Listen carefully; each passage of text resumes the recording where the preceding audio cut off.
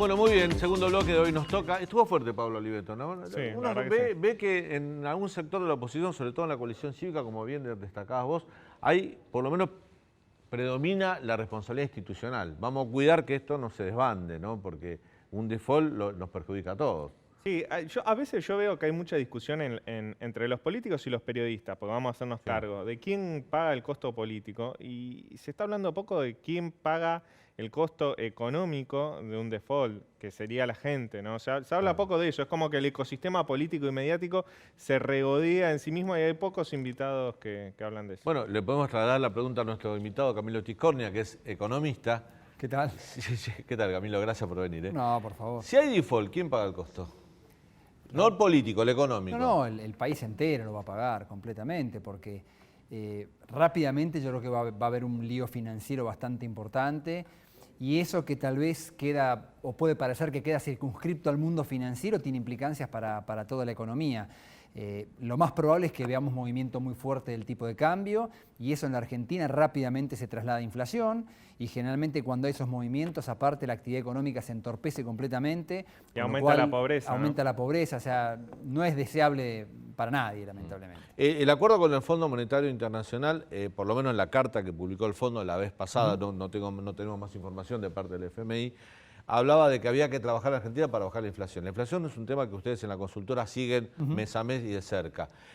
Las medidas que se conocen, por lo menos muy por encima, ¿ayudarían a bajar la inflación?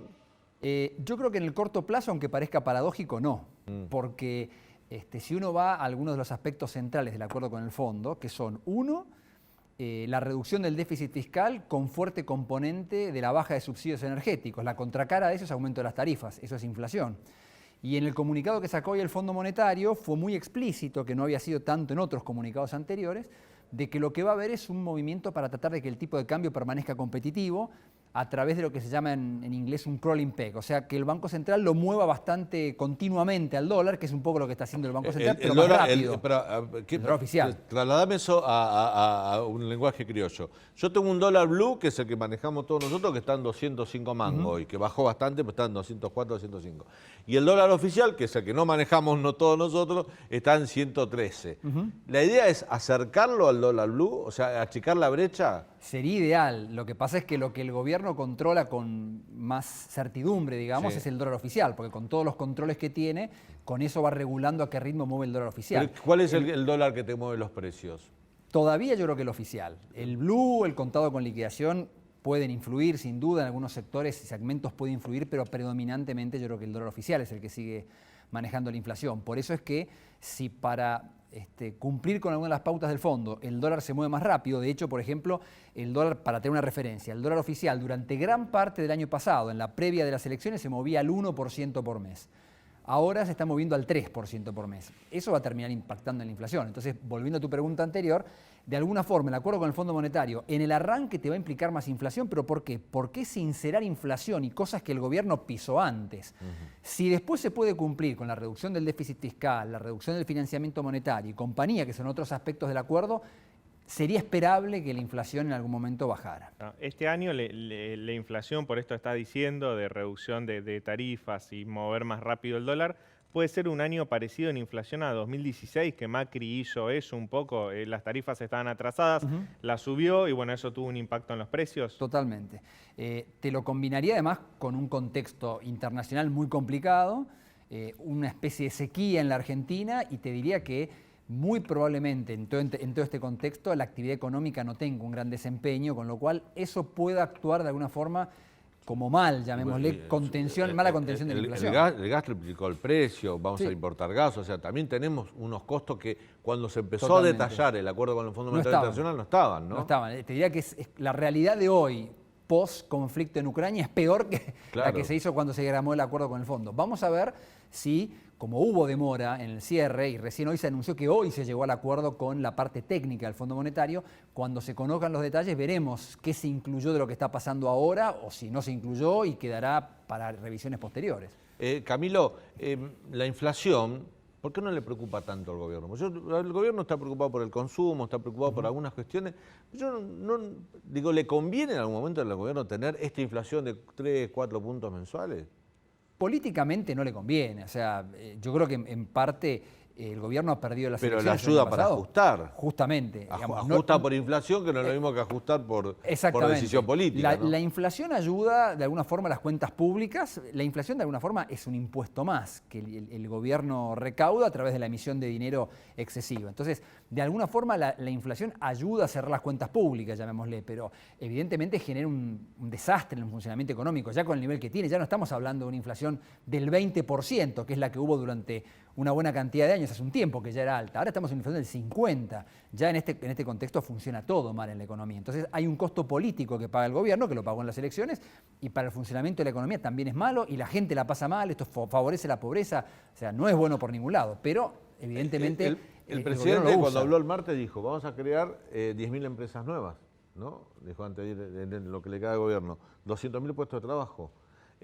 Yo me pregunto, ¿se pueden crear 10.000 empresas nuevas cuando todo indica que va a haber más impuestos? ¿Se pueden crear 200.000 puestos de trabajo cuando las pymes y las medianas empresas te están pidiendo una reforma laboral, por lo menos para los nuevos empleos, porque el costo laboral es altísimo y no pueden tomar empleo en blanco? Digo, no hay una contradicción en esos anuncios, no te dice cómo, te da una meta. Sí, yo creo que ese es el tema. Claro. ¿No? Te da una meta, pero no te dice cómo. Y paralelamente te tira cosas que son contrarias a esa posibilidad. Sí, yo creo que el discurso del presidente, como otras declaraciones, tiene un contenido político más que económico, técnico. Es decir, el discurso arrancó con un análisis de la pandemia, todo lo que ha pasado, explica el fracaso de la Argentina, el Estado tiene que seguir teniendo un rol muy importante y estos son los objetivos que tenemos, pero ¿cómo se logra esto? No hay nada. Yo personalmente creo que la Argentina lo que tiene es un desorden macroeconómico total. Lo que hace falta es una política macroeconómica mucho más sana, hay que corregir muchas cosas. Y, estaba más ordenada, como dice, a ver, Juntos por el Cambio dicen, nosotros la macroeconomía la entregamos más ordenada.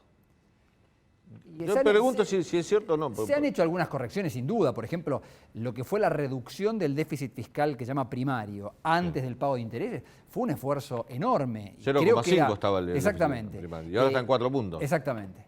Yo creo que eso fue un esfuerzo enorme y que la verdad que ojalá se hubiera capitalizado eso.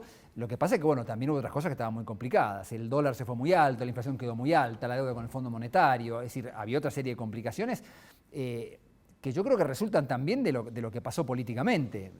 Mucho se descalabró, creo yo, con aquellas famosas elecciones primarias de agosto del 19, en donde hubo un escenario político de alguna forma un poco inesperado y que generó las expectativas que generó y que de alguna forma el accionar del gobierno actual validó de alguna forma esa expectativa que se generó en aquel momento y que disparó los indicadores financieros para todos lados y generó un muy mal resultado a fin del 2019. Pero había cosas que estaban bien hechas, o sea, las tarifas, por ejemplo, que habían arrancado completamente atrasadas en aquel momento el gobierno de Macri, estaban mucho más cerca de poder cubrir el costo. Al menos pero le generaron un costo político terrible. Totalmente. Un costo político pero terrible. Lo que pasa es ¿Qué es lo que quiere evitar el gobierno de Alberto Fernández? Es que yo creo que el problema es ese. Acá hay un problema que es lamentablemente de la Argentina como país.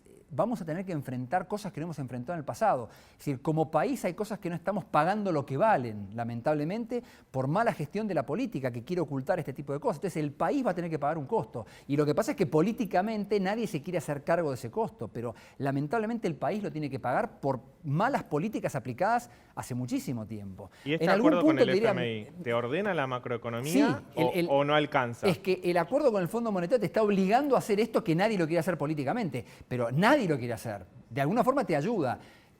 Yo creo que es insuficiente, pero ayuda, es un paso en la dirección correcta. Creo que si podemos ir reduciendo el déficit fiscal, me parece que es bueno. Si se puede hacer bajando los gastos y superfluos y necesarios, creo que es un buen camino. Si vamos por el lado de aumentar impuestos, no creo que sea un buen camino, pero de alguna forma te da un marco de ordenamiento de la política económica que habría que haberlo hecho con o sin el Fondo Monetario. Lo que pasa es que a este gobierno esto lo obliga, porque no lo haría si se aprueba este acuerdo y se cumple con las pautas trimestrales, es probable que en 2023, sea quien sea el gobierno, reciba una macroeconomía más ordenada. Yo creo que sí, yo creo que sería positivo. Lo que pasa es que en el ínterin, fíjate vos todas las cosas que estamos hablando, aumento de tarifas, aumento del dólar, el presidente niega reforma jubilatoria, niega reforma laboral, que serían todas cosas que digamos, hay que hacerlo. Perdón. Negó un tarifazo que y lo va a tener que hacer. Por eso, es decir, son cosas que digamos, lo hacen políticamente, pero hay que plantearse en algún momento el tema jubilatorio, hay que plantearse el tema de la reforma laboral. Esto no quiere decir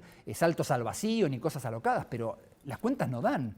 Y si seguimos con las cuentas que no dan, pasa lo que está pasando. O sea, el gobierno es un agujero negro que se financia con emisión monetaria y así estamos. Hay revisiones trimestrales de parte del FMI a este acuerdo. ¿Cuántos waivers podemos conseguir si no las cumplimos? ¿Cómo funciona el fondo? Ustedes saben, vos sos especialista. Pregunto a los dos. El tema de las revisiones trimestrales es que luego de cada revisión trimestral se hace uno de los desembolsos del FMI para que Argentina pueda seguir pagando. Si vos cumplís, te dan plata. Si no cumplís, no te dan plata. O sea, bueno, ahí está. Es que yo creo que esto es lo que más complica políticamente al gobierno. Esto no es como la reestructuración de la deuda privada, en la cual lo que se hizo fue esencialmente patear todos los vencimientos, se redujeron las tasas de interés, pero esencialmente se pateó todo para el futuro. Es decir, bueno, por 3, 4 años nos olvidamos del tema de la deuda privada, prácticamente. Con el Fondo Monetario, no es que, está bien, te están reestructurando la deuda, pero no es que pateas el problema y te olvidás. No, el fondo te va a ir desembolsando lo que vos necesitás para pagarle del crédito anterior en la medida en que vos vayas cumpliendo. Entonces, no te sacaste el problema de encima, tenés al fondo permanentemente auditándote. Esto es lo que yo creo que para el gobierno es insoportable. Ahora, Juntos por el Cambio, y han pasado por acá y nos dijeron, nosotros en los primeros 2 años de gobierno pagamos 80.000 millones de dólares de deuda. O sea, entre los fondos buitre, entre todos los compromisos que dejó el gobierno de Cristina en 2015, pusimos 80.000 millones de dólares. Alberto no pagó nada. ¿Es cierto? No, a ver, Alido, nada considerable con esa cifra. No, porque justamente han arrancado reestructurando, digamos, pateando todo para adelante. Y han tomado deuda el gobierno anterior. Porque en ¿Es verdad instancia, que este gobierno se endeudó en 60.000, tomó más deuda que la que se está reestructurando con el fondo? esas cuentas son siempre muy difíciles de hacer. Pero pregunto por qué no es tan claro esto. ¿Por qué no se puede saber si tomó o no una deuda así? Que tomó deuda, Sí. no hay ninguna duda. Lo que pasa es que, a ver, cada vez que hay un déficit fiscal hay una toma de deuda. Es así. En todo caso, la discusión es cuánto y qué tipo de deuda se toma. Entonces, algunos dicen, no, pará, como Macri tomó deuda del Fondo Monetario, es peor que lo que hizo el gobierno de Alberto Fernández. Porque lo tomó con el FMI. Claro, exactamente. Pero si uno se va más atrás, a la época de Cristina, decís, bueno, tal vez ella no tomó deuda, pero ¿qué hizo? Tomó todas las reservas que había en el Banco Central para cancelar la deuda. O sea, porque no tenía acceso a lo que sería natural en una economía que más o menos anda. Que si sabes qué, tenés un vencimiento y vas renovando, que es lo que hacen todos los países del mundo. Sí, pero el gobierno de Cristina tomó deuda, por ejemplo, con Venezuela, una tasa del 15%. Totalmente. Y el FMI te presta una tasa del 4%. El problema es que Venezuela no te revisa las cuentas y el FMI sí. Ahí está el tema. Por supuesto. Y aparte, en algún momento, ni Venezuela nos prestaba. Claro. O sea, y estábamos en default y nos íbamos consumiendo las reservas. Y ahora, si no, la toma de deuda sería con el Banco Central, en gran medida. Entonces, que estamos una toma de deuda ficticia, porque es entre bolsillos del Estado. Entonces, ¿qué te lleva? Se consumen reservas, hay mucha emisión monetaria y tenés inflación. O sea, acá el problema es el déficit fiscal de fondo. Y te diría, yendo más al fondo todavía, atrás de ese déficit fiscal ha habido una expansión exorbitante del gasto público a niveles que uno dice, bueno, en otros países, en los países nórdicos hay un gasto público también muy alto. Bueno, pero acá en la Argentina ese nivel de gasto no lo podemos sostener genuinamente. Entonces lo tenemos que sostener con una presión impositiva que no te da lugar al crecimiento económico, lo tenés que sostener con endeudamiento insostenible que cada tanto te genera una crisis, lo tenés que sostener con emisión monetaria que te genera 50% de inflación. El problema está ahí. Lo que pasa es que hay que resolverlo políticamente. Eso. La última, Camilo, no quiero ser tampoco iluso de que el acuerdo con el FMI, si se vota y se aprueba, te soluciona todos los problemas de la economía. Pero, ¿te alcanza con este acuerdo como para empezar a ordenar, a mirar con optimismo hacia adelante? Yo creo que sí. Creo que sí. Lo que pasa pero no es que te después, soluciona todos los problemas. Pero primero no soluciona todos los problemas, no hay ninguna duda. Y segundo, lo que hay que ver es, ok, ahora es como que la meta es firmemos el acuerdo con el Fondo Monetario. Después hay que cumplirlo. Claro. Y esto va a haber que ver trimestralmente si esto se cumple. Dijo Leandro, si no cumplís no hay plata. Claro. Entonces, bueno, ahí seguramente empieza el tema de los waivers, va a haber seguramente un juego político. El Fondo Monetario va a tener en cuenta que estamos atravesando el último año y pico del gobierno. Como decía hace poco un consultor político con el que estaba, faltan, creo que son 490 días para el cierre de las listas. Digamos que eso ordena a todo el mundo político. Yo creo que esto es lo que vamos a vivir en los próximos meses, diría yo. Camilo, gracias por tu visita. No, por un favor. gusto tenerte en el programa. Gracias. Breve corte y a la vuelta, oligarcas rusos multimillonarios están siendo castigados por distintos gobiernos europeos. Ya volvemos.